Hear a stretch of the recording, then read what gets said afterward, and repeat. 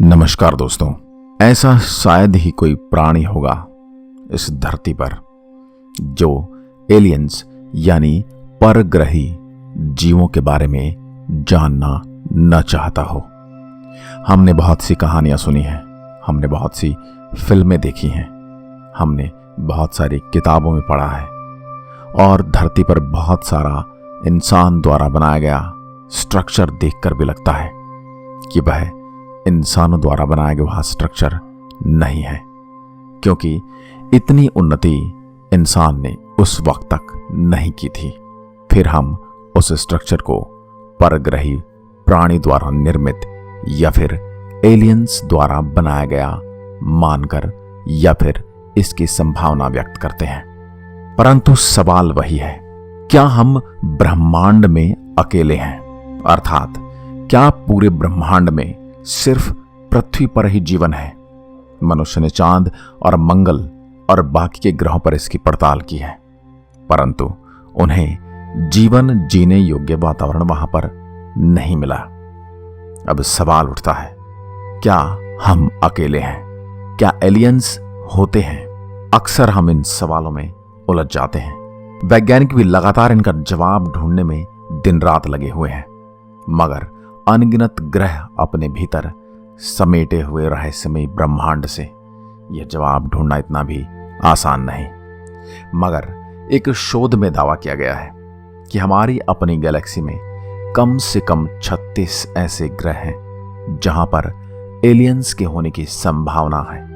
Aliens का ग्रह हमसे औसतन 17,000 प्रकाश वर्ष की दूरी पर है। यह दूरी कितनी ज्यादा है इसका अंदाजा आप इस बात से लगा सकते हैं कि सूर्य का प्रकाश पृथ्वी तक पहुंचने में 8.5 मिनट के आसपास का समय लेता है और हमें एक एलियंस ग्रह पर पहुंचने के लिए 17,000 वर्ष तक प्रकाश की गति से चलना होगा।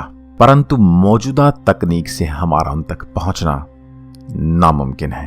मगर आप ब्रिटेन की यूनिवर्सिटी ऑफ नॉटिंघम ने अनुमान लगाया है कि हमारी होम गैलेक्सी में कम से कम 36 ऐसी सभ्यताएं हैं जो हमसे संपर्क करने की कोशिश में हैं।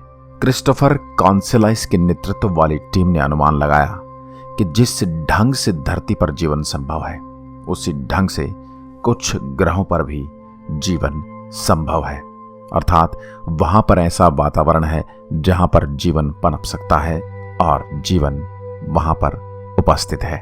अब इन्होंने इसका अनुमान किस गणना के आधार पर लगाया, चलिए उसके बारे में भी जानते हैं। टीम की ओर से कहा गया कि जिस ढंग से 500 करोड़ साल पहले धरती पर जीवन की उत्पत्ति हुई थी, उसी ढंग से कम कुछ दर्जन अन्य ग्रहों पर भी ऐसा हुआ है। यह आइडिया कॉस्मिक स्केल के आधार पर लगाया गया है। उनकी अप्रोच ड्रैक इक्वेशन पर आधारित है, जिसमें एस्ट्रोनॉमर फ्रैंक ड्रैक ने 1961 में विकसित किया था।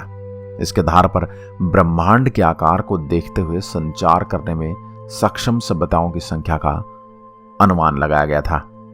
हालांकि दोनों में जरूरी अंतर यह है कि कॉन्सेलाइस की टीम ने जीवन की उत्पत्ति के आधार पर यह अनुमान लगाया।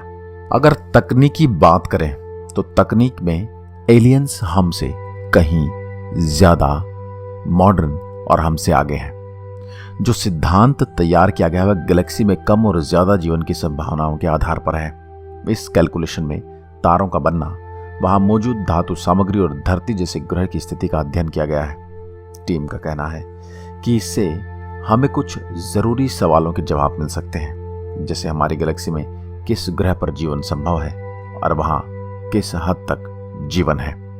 एक अनुमान यह भी है कि इन सभ्यताओं पर मौजूद एलियंस लगातार रेडियो ट्रांसमिशन जैसे सिग्नल भेजकर अपनी मौजूदगी को दर्ज करा रहे हैं। हमारी अपनी खुद की योग्यता सिर्फ कुछ सैकड़ों साल पहले ही आई है, जबकि वे हमसे बहुत साल पहले से ऐसा कर रहे हैं।